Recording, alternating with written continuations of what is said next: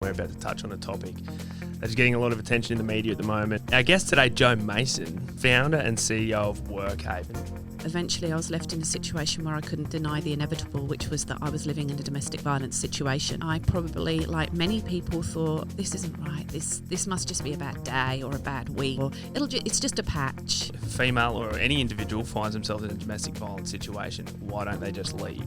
Probably a more important question is, why don't they stop? Someone recently called it domestic terrorism. You're living in your own environment, somewhere that's supposed to be safe, and it's not. Where do you go? I've been an ambassador for Brisbane Domestic Violence Service for the last 5 years, so I've done a lot of speaking on the topic, and whenever I talk about it, it's cathartic. TradeMutt Radio, coming through on your wireless. It's good water. What sort of water is that? It's Mount Franklin, I think. Oh, it is too. No, Frantel. Mount Franklin. Frantel. The perfect traveller. I'm not going anywhere. Very clearly not a Mount Franklin bottle. Look, mate, just do the intro, would Mate, you? I'm trying to, but you're over here with your water bottles, not knowing what brand's what. And on that note, let's fire into another episode of TradeMutt Radio, because today we have an amazing guest in the studio, and we're about to touch on a topic that's getting a lot of attention in the media at the moment, and we're super proud to touch on. But our guest today, Joe Mason, she's the founder and CEO of WorkHaven. She's originally from Kent in the southeast of London, which you might pick up from her accent. Although it's still faint. She's been here for 22 years. And, well, a couple of other things. She's lived in a kibbutz when she was working on an ostrich farm in Jordan, in the Jordan Valley. And she has a life mission to take her 7-year-old son globe-trotting, because every mother-son duo should get out there and live their lives. Joe, welcome to the studio. Thank you. Thank you for having me. How was that for an intro? I think that was pretty fab. Thank you. That worked, yeah. I'm pretty sure you meant to say Israel. Jordan Valley isn't in Jordan, is it? Jordan Valley in Israel, Yeah, right? You said Jordan, Correct. but it's all right. Jordan Valley. Absolutely. I stand corrected. Tell us about working on an ostrich farm. I had just finished college and I wanted a bit of an adventure, and I was at a party one Friday night and somebody said they just got back from Israel, and I don't know, somehow I found myself signed up to head over there a few weeks later, and I started off working in the banana plantations because I was tall. They liked me being able to climb up trees and tie things up, and then I worked in the kitchen for a while, but I flooded them, so I got banished down to the Jordan Valley to look after baby ostriches. That sounds terrible. Yeah, it was kind of crazy. It's probably the craziest job I've ever had, actually. Ostriches get massive, don't they? They're way bigger than emus. Yeah. Well, I looked after the babies, which involved sort of feeding them and moving their enclosures and hanging out with them. But by the time they were bigger and they could damage people, they were moved up to the mountains, and you couldn't go into the enclosures without protective clothing and sticks and stuff like that, because they can kick both ways, so people can get pretty hurt. Have they got those knees that go like pivot? Yeah. They're crazy. And is ostrich farming big in Israel? Well, why are they farming ostriches? What do they need them for? The eggs? Feathers. The eggs, and I think the feathers, but also the meat. Yeah. Ostrich. Oh, there Ostrich, there you go. So it's a multifaceted animal. It's not just, not like it is. Oh, I suppose chickens, you get eggs and meat, but you don't use their feathers. So, yeah, right. Yeah. Well, that's interesting. There you go. How good. Well, to preface and give some overview of what we want to chat about today is obviously a domestic violence, and it's something that is massive in the media. It probably has been for, I don't know, like last 18 months, 2 years. It's grown to be like a very big topic in Australia, and something that we're talking about, but I still don't think we're talking about it enough, and I don't think we're sort of defining it enough and getting a better understanding and education in this space. Yeah. So like the mental health space, obviously they both intertwine quite a lot, but it was sort of, there's so much awareness, but it's like, righto, let's talk about how we can actually solve this issue now. And yeah, we're really humbled to have you come in today and tell your story and talk about what you're doing with WorkHaven. But I mean, a bit of a background. You were saying you were working. You're in marketing. Yes, I was in marketing for about 20 years. Great fun. Dan loves marketing. Absolutely, I do. I'm the tagline king, if I do say so myself. Every marketer says that. I love it. So, and you said you were, so working in the corporate world in marketing, and then you found yourself in a relationship where you were a victim of domestic and family violence. Yeah, that's correct. So I actually had a corporate job within the construction industry. I'd been in a relationship for some time, and things had slowly got worse and worse, and eventually I was left in a situation where I couldn't deny the inevitable, which was that I was living in a domestic violence situation. So after it was a very difficult realisation to make. There's a lot of things that sort of are impacted. The ripples of domestic violence are really broad, and I knew that the impacts of that realisation on my life and the fact that I could no longer ignore it meant there was going to be significant change to my life, and not easy change. Yeah. But it was necessary change, and I left my domestic violence situation, and as I say, those ripples played out for me. What you were saying earlier off air, it was sort of like boiling a frog. It was sort of you don't go on a first date with someone and they don't wear a T-shirt saying that I'm a domestic violence or an abuser per se. And what was that progression like, and what was sort of the early signs that there was something that wasn't quite right? Because domestic violence there's so many different things. It's not just physical, it's financial, it's, what's the word? Coercive control. Yeah. Run us through. And there's so much to unpack in that one question. But in my personal situation, yes, the person was really charming. They seemed to have everything that I was looking for at the time. I had a good job. I had a great circle of friends. I was financially doing well. I had a couple of dogs that I loved. Life was really good. All that I was looking for was my Prince Charming to complete the picture. And I thought he arrived. And very charming, fitted really well into my life. Things moved along very quickly, and I was sort of really flattered by that. I thought that it was because things were working so well, but in actual fact, in hindsight, I think it was because it was really hard to keep that facade up for too long of things looking like the fairy tale. And from his side, it was hard for him to do that. Yeah, and so then as soon as things went down a path where it was harder to remove myself from the situation, that's when things weren't quite so happy. And at first, I think I probably, like many people, thought this isn't right. This must just be a bad day or a bad week, or it must be work stress, or maybe I've said the wrong thing, or it's just a patch. But as time went on, I realised it wasn't a bad patch. And as I say, over the years, it grew to a point that I couldn't ignore the fact that there was something wrong with the dynamic, and there was something wrong with the way that this person viewed me as a partner and the way that they wanted to treat me as a partner. And eventually, when there was a significant incident at the home, and I couldn't ignore it any longer, and that was the moment that I really had to acknowledge I was a victim of domestic and family violence. Wow. Okay.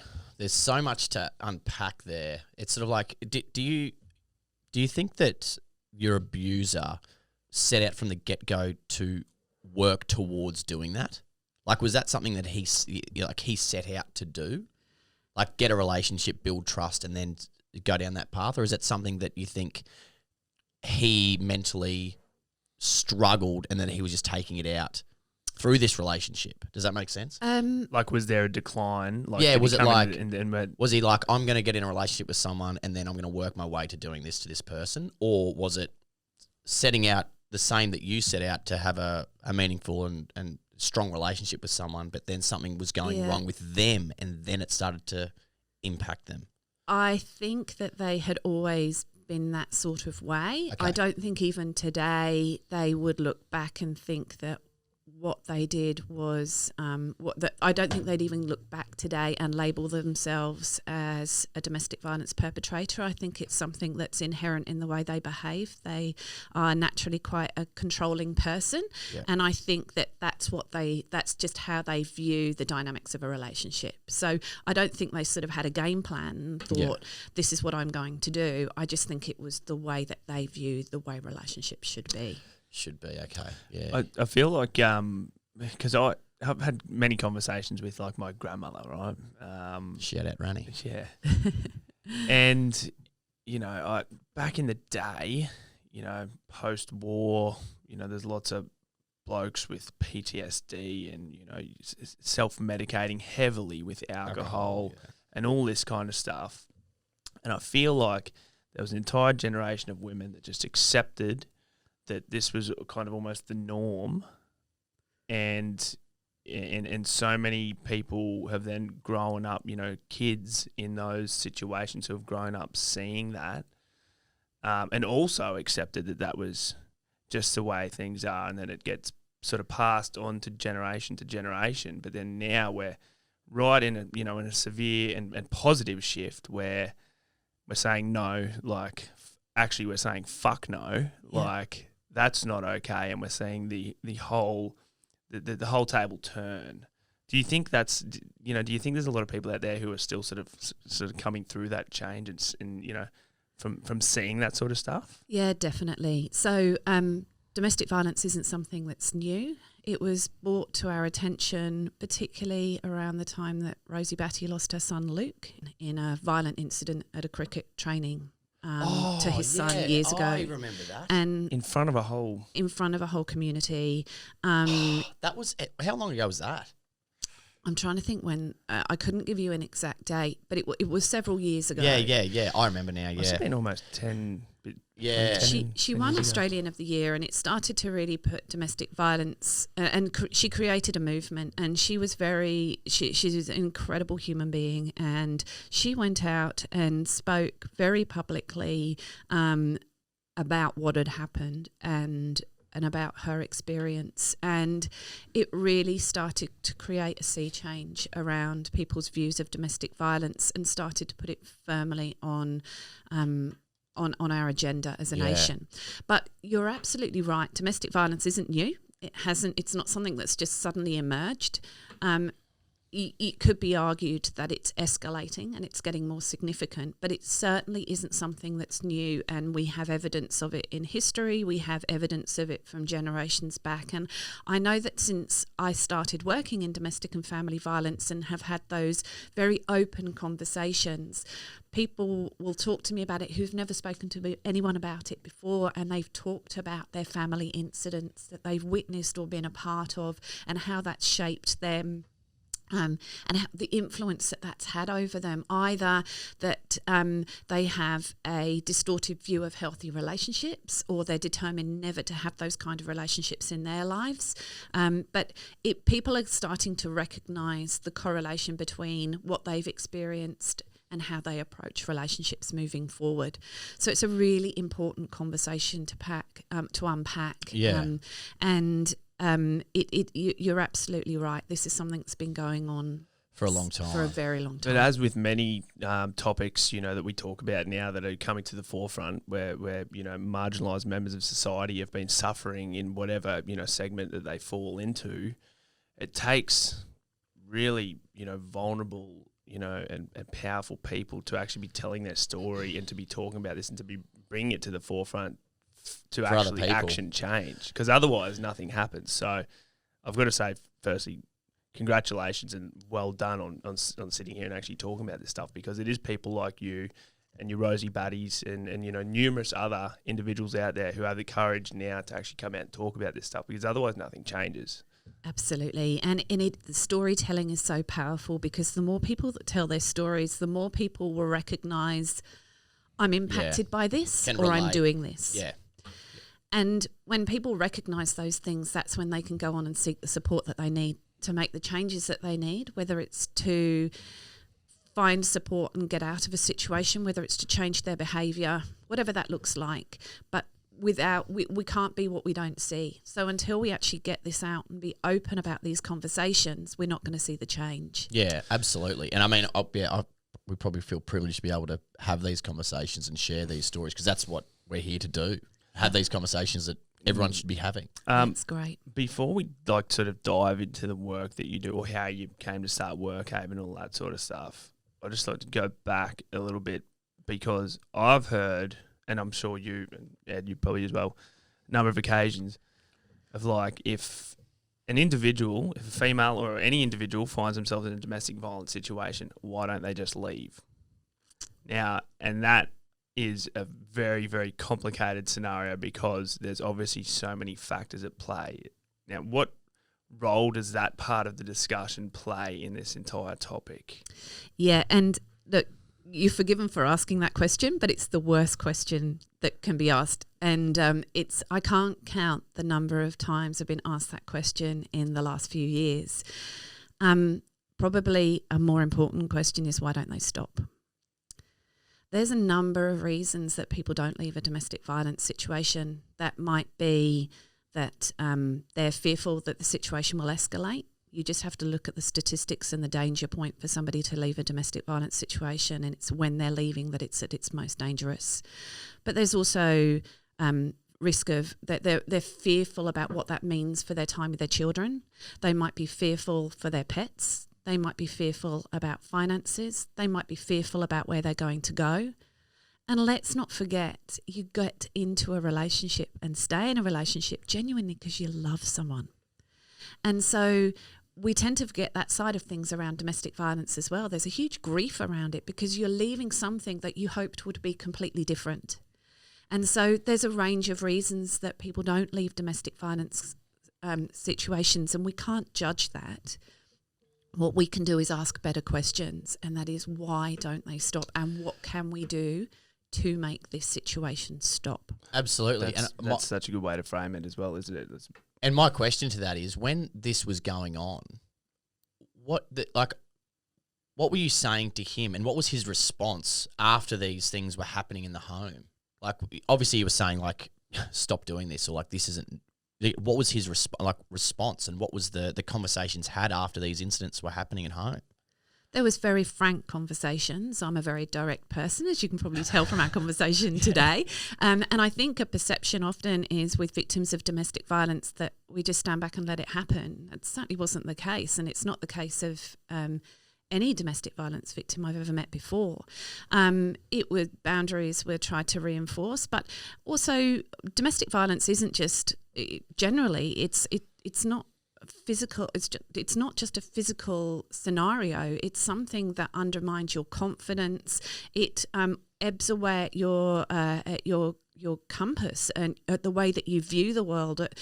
You suddenly, lines become blurry about what's happening, what's real, who's at fault, all those different things. It's a very confusing situation. Very manipulative and very manipulative situation. Yeah. And so there would be conversations. There would be extreme upset.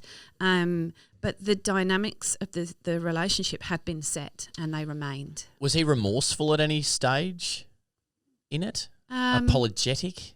Not really. Okay, so what I'm sort of understanding is that he didn't probably understand what he was doing, right? Is that right? I think it was just so ingrained that was the way that you behave in a relationship. But the other thing that we really need to get our heads around today is everyone's situation is so very different. There are common threads. Absolutely. And this is why, when we're talking, as I'm sure we will later, about solutions, there is no one size fits all for domestic and family violence because everyone's situation is different. The kind of the family dynamic might be different. The way that somebody is impacted might be different. The way that the abuse plays out might be different. That person's working or family circumstance might be different. What they want to do with their life might be different. And so we need to create a really robust but complex response to a complex situation. Where do you even start? Yeah. Like, you know? the other thing that you hear a lot is, I wish he hit me. I wish I had the bruises to show, and this kind of stuff, because it's not always, in fact, while I actually don't know the statistics, you might be able to educate us here, but the physical side of things it's not always like that. It's obviously just one component of it, and it doesn't always happen, right? So domestic violence, as you're right, is very, very complicated, and it might involve physical abuse, sexual abuse. It might involve alienation from friends and family, so social isolation. It might involve financial control. It might be male privilege, where there's an expectation because you're a female and they're a male, you have different roles within the household. It could be name calling. It could be belittling, diminishing, and there's a whole range, there's a whole spectrum of different forms of domestic abuse. I personally can honestly say that the control and the verbal abuse were personally more wounding to me than anything else. And nowadays, I don't look back upon my experience other than with the lessons that I learnt. But that's taken a long time. And for that period after I left, when I did look back on it, the thing that I would think about would be that name calling and that control. That was the stuff that really got to me more than anything else. This is it makes me think about bullying and the effect that bullying and persistent bullying has on, say, young people or anyone actually. And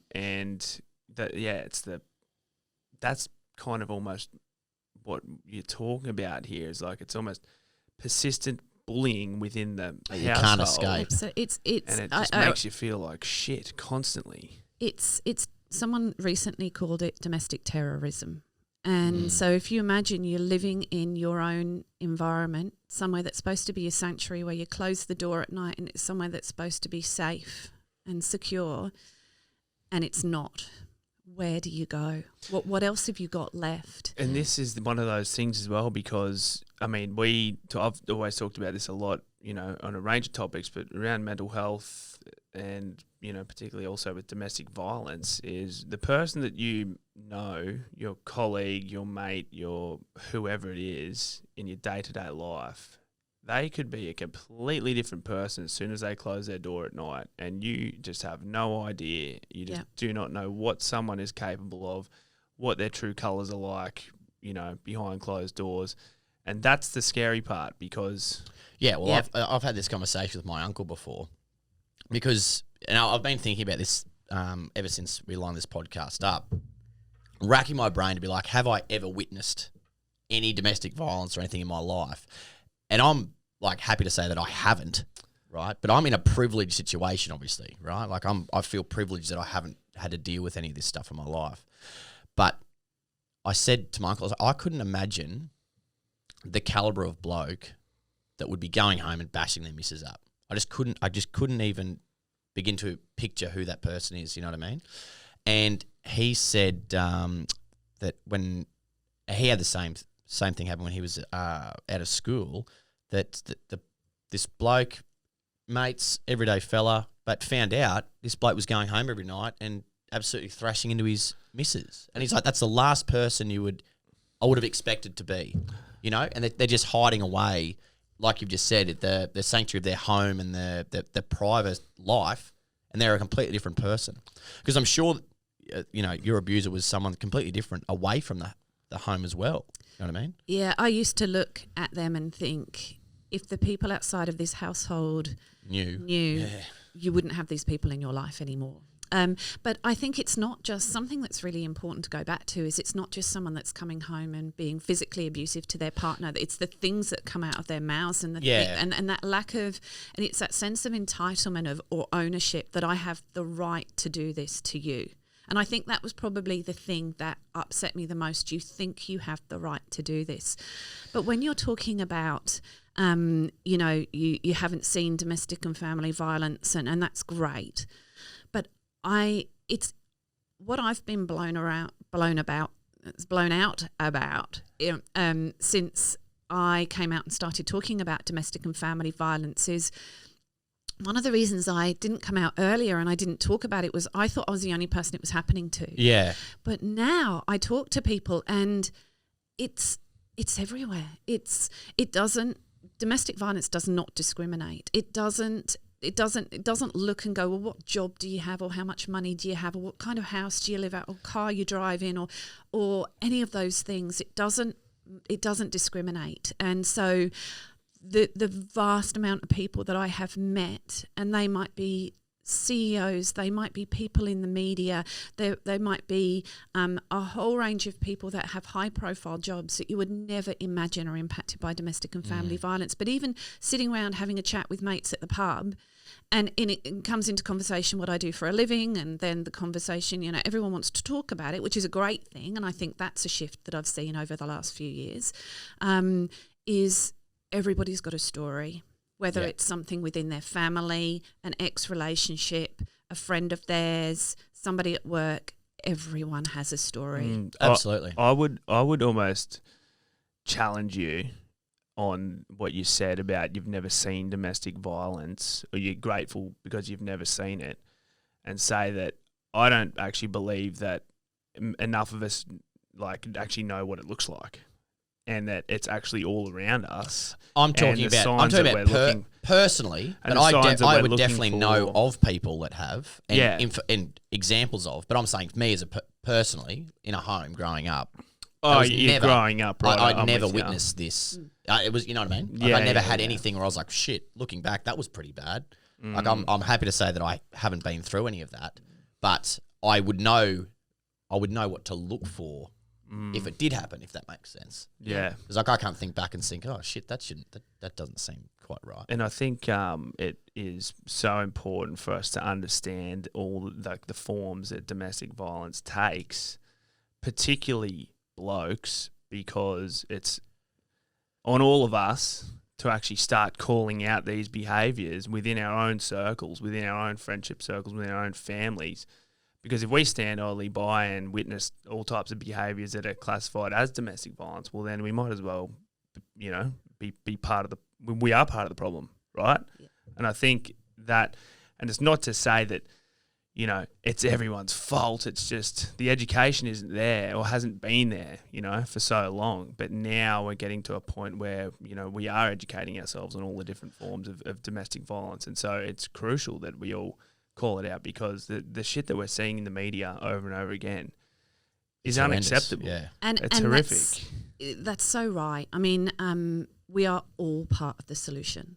It's not, people talk about it as a woman's issue. It isn't. It's all of our issue, and we all need to take play a part in the stand against domestic violence and working towards a solution. And I firmly believe the behaviour we choose to walk past is the behaviour we choose to accept. Yeah, absolutely. So if you are witnessing somebody that's being disrespectful to their partner or somebody else, and you're not picking up on that or doing something to sort of say, hang on, is that okay? Then you're giving them a silent endorsement of that behaviour. And it's a really hard conversation. I'm not underplaying that. I know it is. But nevertheless, we really need to think about what that means.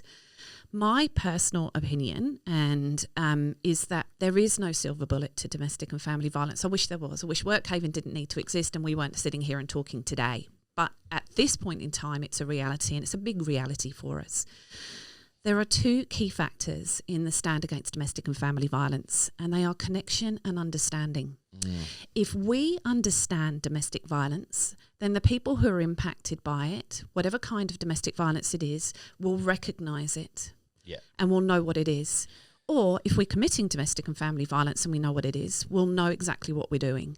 And if we have connection, then those of us that are impacted by domestic violence will reach out to get the support that we need. And those that understand it and feel connected will lean in to support us.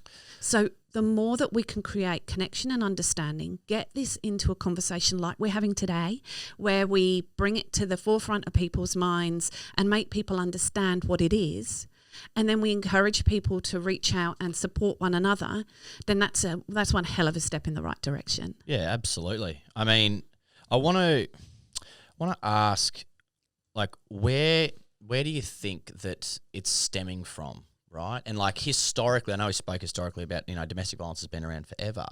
Is there, and I don't expect you to tell me an answer for this if you don't know, but like, is there an ebb and flow in regards to society and things that have gone on through history that have caused more domestic violence to happen? Like, large recessions, or, is there something, wars? The pandemic that we've just been through. Yeah, that's what I mean. So are there ebbs and flows through history to be like, righto, these are key indicators to say there's going to be more domestic violence now because these things are happening? There are a number of different causes that may lead to the escalation of domestic and family violence. The foundation of domestic and family violence is the imbalance of the gender imbalance. So looking at the way historically women have been respected, treated, viewed, paid, and that has laid a sorry foundation for the way that women are treated often.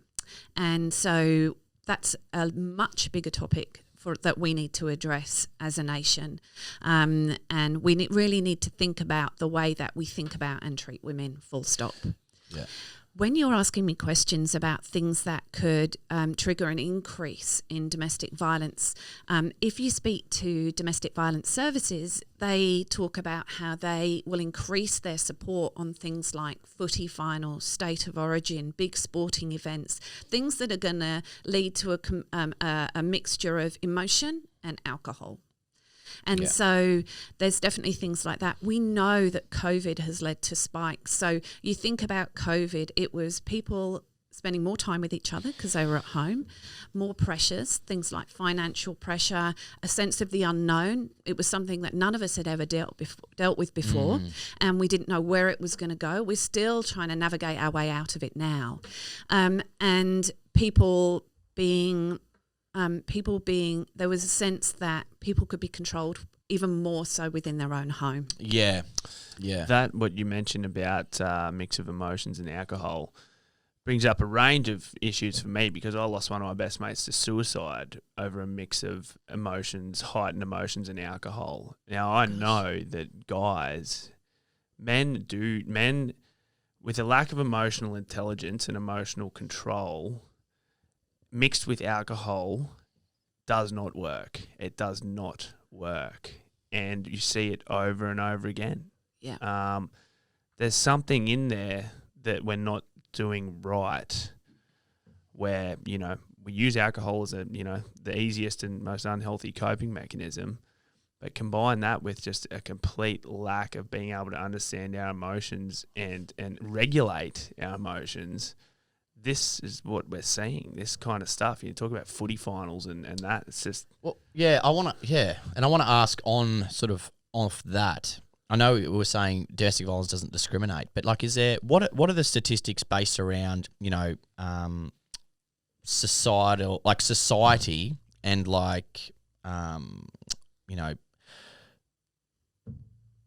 what people where they live or what they do for a living or socioeconomic status is what I'm looking for. We don't have a picture. We don't have a picture of that. And that's a key issue. So there is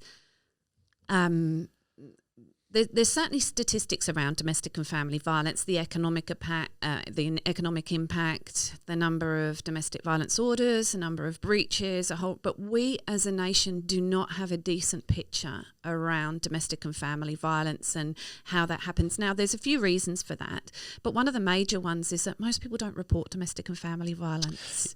So there's an enormous ratio around people that don't come forward. So, and I would argue that a lot of those people that aren't coming forward are people that are are probably more senior professionals and people that have. I know that I had a really good job when I was going through it. I was able to navigate the system. And leave it, go and buy myself a new house and find myself private counselling. Whilst it was, just as I was, my situation soon after that we can talk about was very different afterwards financially. But at the time, there was such a stigma that I felt for me. There's no way I could have come out and sought support and fallen into the system, if you like, that would have meant that I would have been part of the statistics that we have today. Yeah. And the vast majority of people are hidden. Yeah. They're not in those statistics. So we don't have those numbers. You go. I was also going to say there's also factors like cultural factors as well. There's many cultures where this kind of stuff is the norm. I've got one of my best mates is a police officer, and I've heard stories from her attending houses from, residences and homes, families from different cultural backgrounds, where it's horrific and is unreported. It doesn't. not spoken about. No one wants to lay charges. No one they just it's not expected, but it's just the norm still now, and it's, I don't know. This is not a question, just a comment. Yeah. No, I was thinking about that before too, but I couldn't really, get a clear. I know of it, but I don't have a clear enough example to speak of it. I've heard some some horrific stories. It's shocking, and I mean that's the other really confronting part is like we have got no idea the exact amount of people out there that are and probably don't even realise that they are. And that's a really important point, that the awareness is so key, that we do at the moment in Queensland there's a move to criminalise coercive control. Yeah, is that gone through? No, it's in early stages, and there's a task force that's been established to put that case together. Yep. But we need to get our heads around what is domestic and family violence. So last year there was a study undertaken by White Ribbon, some research, and figures came out that said, I think it was something like 46% of 18 to 24-year-olds don't see hitting someone as domestic violence. Now, if we don't see something as obvious... Say the stat again. 46%? I think it was 46% of 18 to 24-year-olds don't regard hitting somebody as domestic and family violence. Now, if we that seems odd, don't view something that's so overtly violent as domestic violence, then how are we going to get our heads around things that are more subtle? And this is why awareness and education is so key, that we let people know what domestic and family violence is, so that if they're impacted by it, they recognise it and take action to seek support. But there may well be people who are perpetrating it that, because it's not overtly violent, it's a different form of abuse, they may not recognise that what they're doing is so wrong and seek support to stop what they're doing. So that awareness and education is really important. It's like a very confronting statistic. I wonder if you take the term domestic out of that and ask the same group about punching someone if they consider that violence, what the answer would be, because that simplifies it, right? And it's like, well, it's the same thing. It's like, that's crazy. There's clearly a distinct lack of education for young people, I think. What's happening in schools is around this topic? Is anything happening? There's more happening around respectful relationships, but we've still got a long way to go. We've got a long way to go in all aspects of, stopping the generation coming through, but also to stop what's happening right now. And it speaks to different things that have also been, under the spotlight lately, and in one of our most recent podcasts with Bob Godwin, things about consent and understanding what consent means.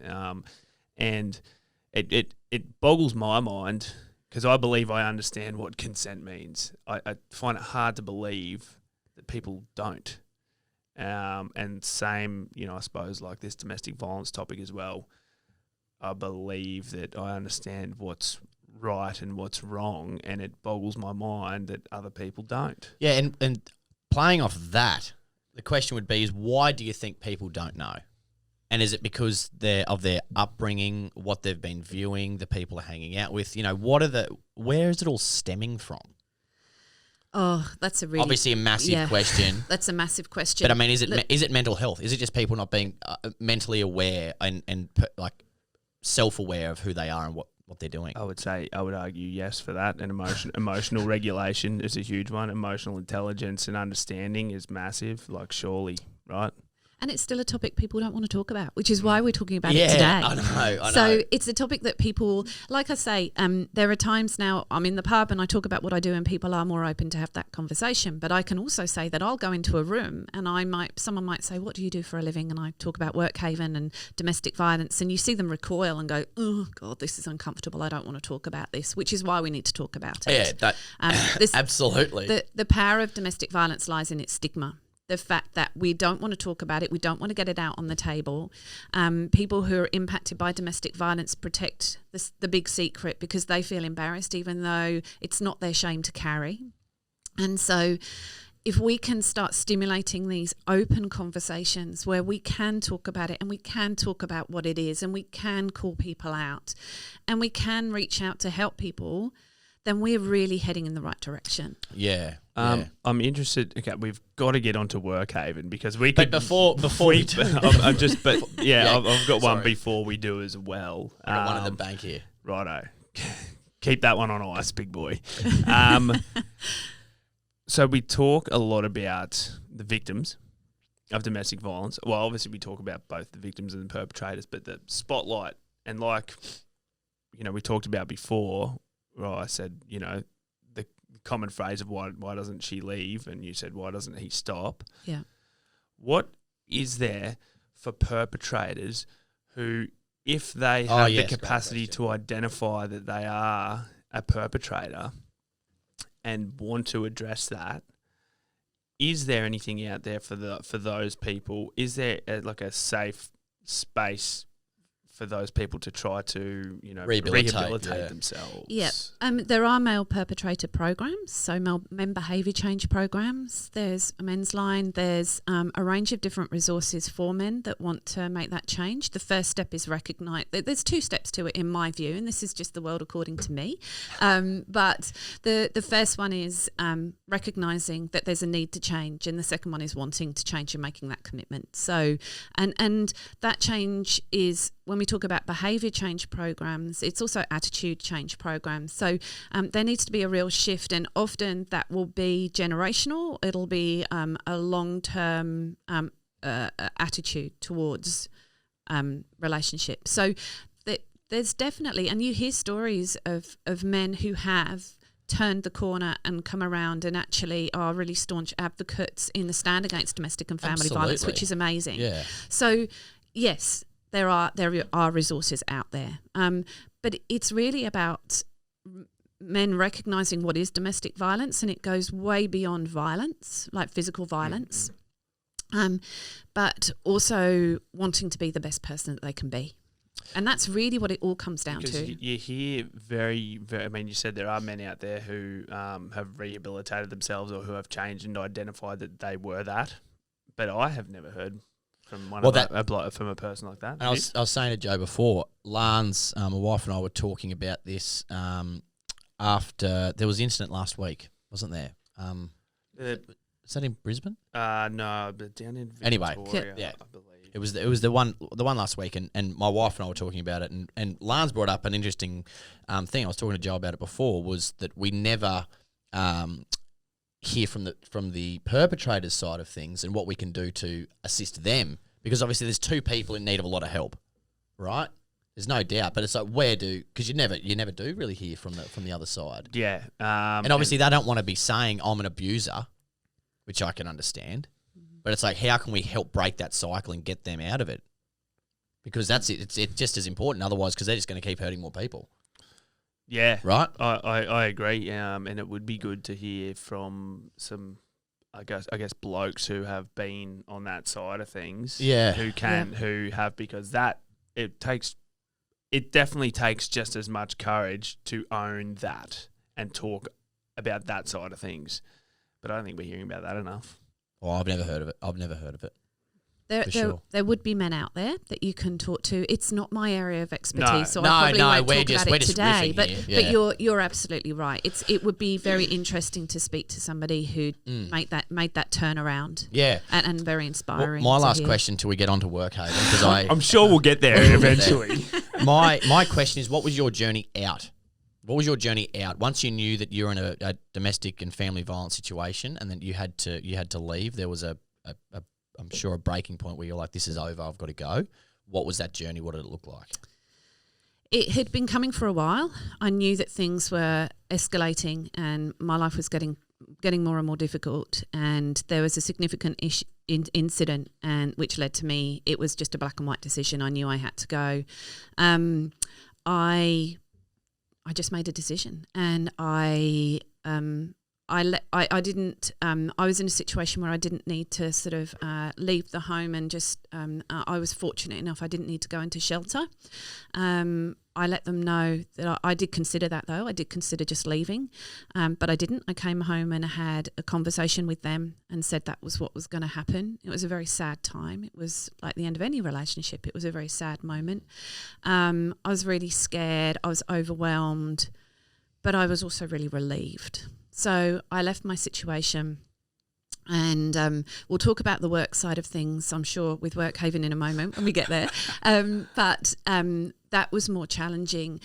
I was, for me, the abuse didn't cease the moment I left that home. It continued, at which point I reached out to the police and Brisbane Domestic Violence Service, who supported me, and they were absolutely incredible, and they helped me make sense of what had happened and enabled me to build that roadmap moving forward. Something I want to make really clear, and this is a very important message, is that it is a scary time to leave a domestic violence situation, but domestic violence does not define anyone, and you can rebuild. And I'd like to think that I'm proof that you can rebuild your life after domestic and family violence, and you will always remember things, and it will shape things in your life, but it doesn't define you. You can move forward and rebuild, and that's what I've sought to do ever since I left my situation. Absolutely. So it's about finding the right supports and making sure that you put one foot in front of the other, and you address the things, whether they're fear, overwhelm, financial challenges, whatever that looks like, and you address each of those and move forward. Well said. And when you've come out of that situation, I'm going again. When you come out of that situation and you're telling family and friends and colleagues of what you've been through, and it's sort of touching on what you said earlier, it's sort of like, I'm sure a lot of them were just like, why didn't you leave earlier? And that would have been so hard to go through that and just be like, fuck, I'm being so vulnerable here and I'm telling you what I've been through. I don't need you to fucking tell me what I should or shouldn't have done or how to do it better. Oh, and also families thinking, I wish I knew. I wish I could have done something. I had no idea. Like, why didn't you tell me? Like, that must have been a very hard thing to navigate. Yeah, I suppose, speaking of families, you mentioned at the beginning of the podcast that I'm from the southeast of England. My mum still lives there. And so she was 12,000 miles away. And I wouldn't have given her the full picture of what was happening, simply because I wouldn't want to worry someone that had absolutely no ability to be there with me. But the thing with the story is that it's my story, and I chose when I told it. I didn't have, and I still feel very strongly around. I'm quite open about what happened to me, but if I didn't want to talk about it, I wouldn't. And I share the parts that I choose to. I don't have to tell everybody all of what happened. And I think it's a victim needs to make that decision. They don't have to tell everyone. They don't have to tell anyone. They can talk about what they're comfortable about talking about. And it's really important that we empower victims of domestic violence, that in every element of their life, their hands are on the steering wheel from there on in, because often domestic violence victims are so disempowered through their process. So, yes, it was a hard thing to come out with, and I guess as I've grown stronger and my confidence has grown, and I've become more and more clear about what happened and what went wrong, I feel really confident. And a few years ago, if someone had said to me, why didn't you leave, I'd get angry or upset. I'd leave the room in tears, and I'd feel really resentful, and I'd start questioning myself. I don't do that anymore. I can answer that question, and I feel very strongly about the response. But people don't have to come out, and just similarly to what we talked about at the beginning of the interview, perpetrators don't wear a T-shirt saying that they're a perpetrator. Victims of domestic violence don't have to wear a T-shirt saying they're a victim of domestic violence. They get to own and choose who they tell their story to. Yeah, and I feel like it must, hopefully become empowering for you the more that, and for others, the more that it's told, if and when it is told.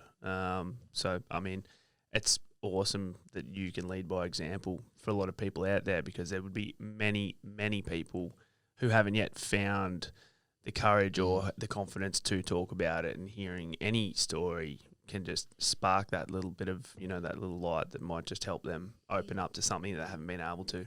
Thank you. And I have to say, whenever I talk about my experience, and I've been an ambassador for Brisbane Domestic Violence Service for the last 5 years, so I've done a lot of speaking on the topic. And whenever I talk about it, it's cathartic. It makes me look back to the woman I was and the situation I was in and the difference to today and how I feel. I feel happy, fulfilled, confident.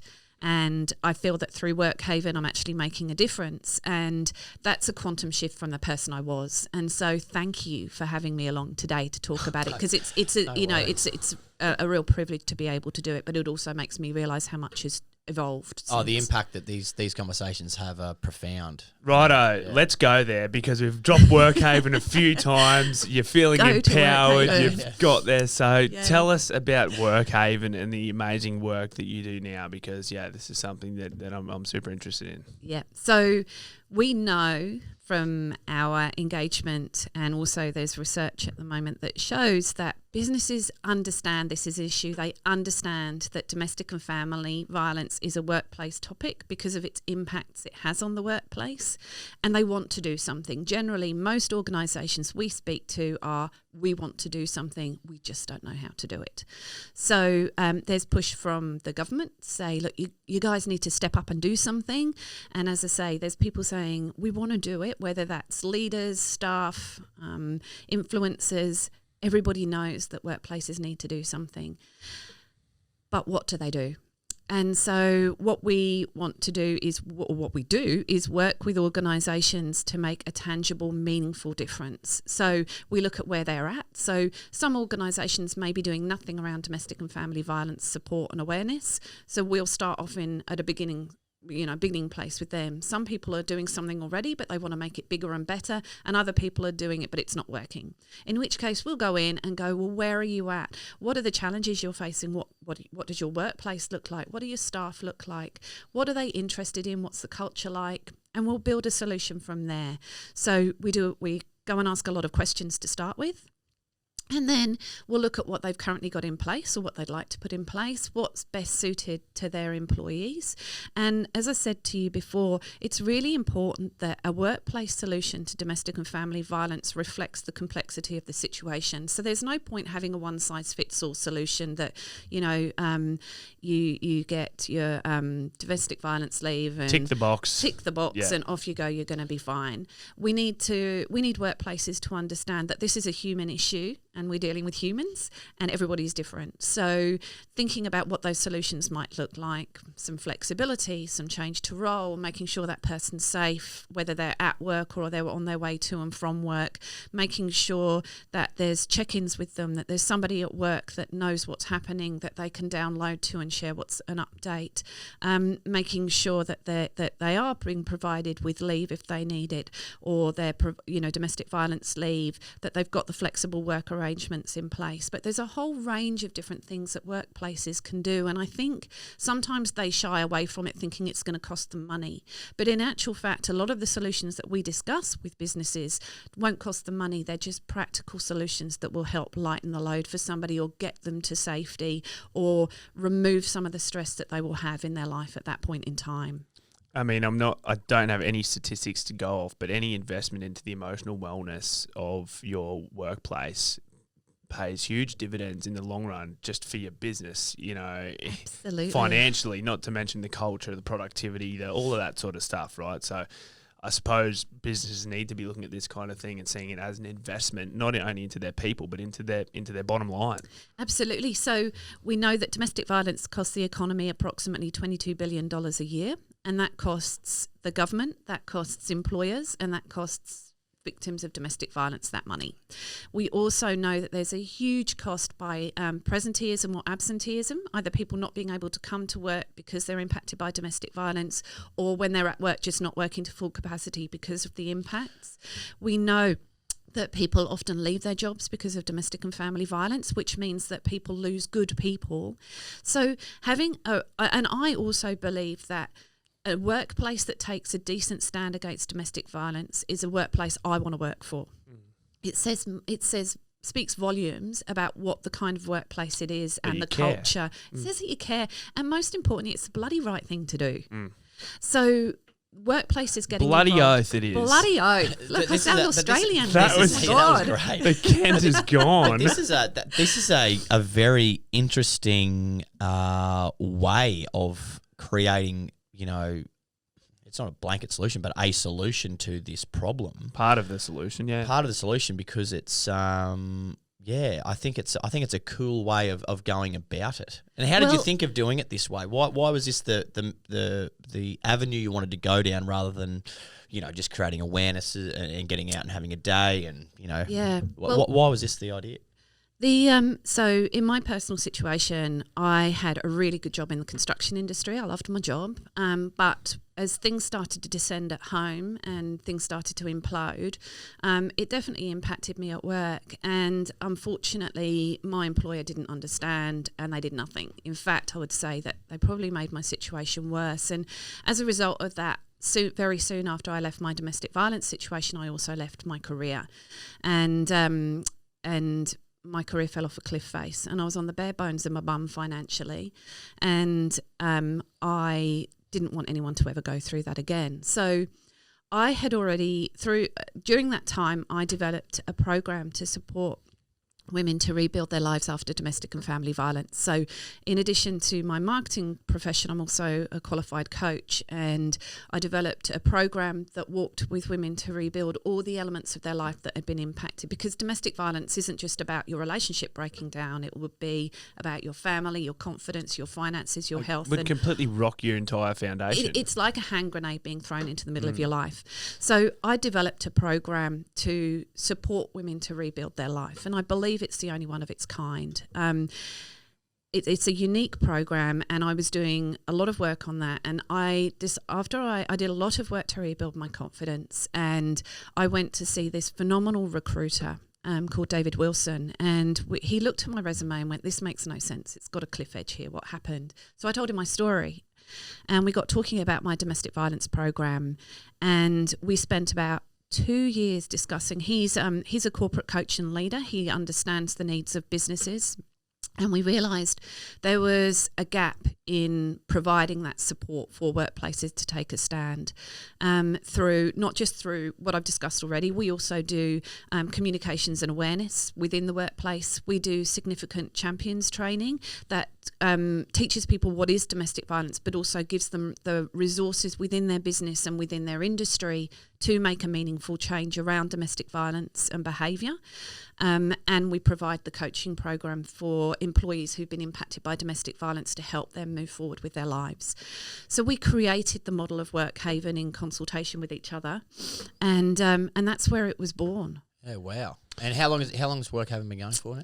So since last year, actually. Okay. So we're new. We take a fresh approach. We're quite proudly new, actually. Awesome. It was something that at the beginning I sort of was quite embarrassed about, saying, "Oh, we're new to the sector," and but now I think that we need more new organisations. It's those fresh eyes, We're it's an issue that we've treated. That saying, the definition of madness is doing the same thing over again and expecting a different result. And I think that warrants a fresh approach to domestic and family violence. And that's what I'd like to think that WorkHaven brings to the table. It is innovative. It is new. We work with partner organisations, like this incredible organisation called Stand By You Foundation, that delivers connectivity and understanding to people in need. And we look to work with people who are doing things differently to bring that change that we need. But our focus is number one in the workplace, and it doesn't matter whether it's a big workplace or a little one. We come and work with the organisation to turn that around and create that support and understanding and awareness, and also to help people rebuild their lives afterwards. I'm inspired by your passion. Absolutely. It comes through, it's oozing out of you. And I think the proof is in the pudding that, there's so much benefit in harnessing lived experience along with passion and a genuine determination and drive to really make an impact in a space like this. So I think it's hard to work without it, isn't it? You know what I mean? To think that there's someone out there that'll be pushing this message that hasn't come from a lived experience. It's sort of like, mate, why do you give a fuck? Well, I don't think with such heavy, with such a heavy topic as well, I think, it needs the authenticity. You need that, absolutely. And it's like, and don't get me wrong. I mean, there's anyone that's listening to this podcast that started a business, you guys would understand this. No, it's not for the faint-hearted. Like, you need... let's start a business. Be brave to start a business. We started a mental health organisation and have suffered the effects of mental health within the business. And you would get this as well. You know, mental health is a confronting topic. So is domestic and family violence. So there's mornings I get up and go, oh God, I've got to be brave today. Game face. But in actual fact, then I look back to the girl that was those years ago, or the woman that was those years ago, and I think she wants me to do this today, and she needs me to do this today. So that's it. It's about not wanting someone else to go through what I went through, and that's what WorkHaven works towards every single day. Can I ask, marketing brain, but you know, the name WorkHaven makes me think that you know, quite often a workplace is a victim's only safe haven from domestic violence. Is that that's where it came from? Yeah. Absolutely. Actually, a conversation in the pub. That's really? where all marketing good business plan on a coaster again. Yeah.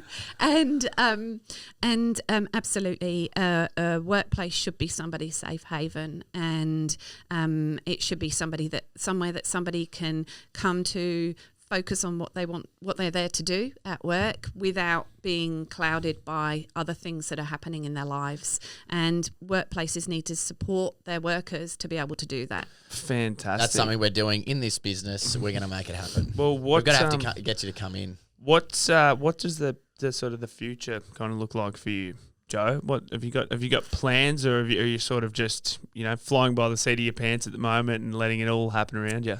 Well, I think the flying by the seat of the pants has settled down a little bit. I think all of us in, you know, new businesses do a lot of that. We still are. Still doing it 3 years. There's still a lot of spontaneity, and there's still a lot of workshopping with partner organisations to look at what we can do together. But really, it's more of the same. It's more about creating those environments for workplaces where they can support and create understanding. It's more about walking with people who are impacted by domestic and family violence and looking at that broader rollout of that program so that more people can access it.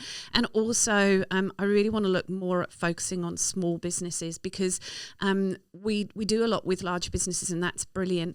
There's also a space for small businesses that don't have that bandwidth to think about their response to domestic and family violence and need that extra support to actually get a response up and happening. So that's definitely an area of interest too. Well, I can wholeheartedly say on behalf of Ed, the entire TradeMutt community, and broadly the blue collar community, you wholeheartedly absolutely have an ally in us, and anything that we can do to assist the work that you do, we are right behind you 100% of the way, because it's so important, and we're so lucky to have people like you in the world. Thank you so much. And guys, look, feel free to share my details with anyone that's listening. Hit us with it all. Hit us with it. Your time. Any of you that are listening, please reach out to WorkHaven or to me personally. I'm happy for the guys to share my details. Let's get in touch and see what we can do. So that's workhaven.com. Workhaven.com.au. Yep. Lovely. Perfect. LinkedIn.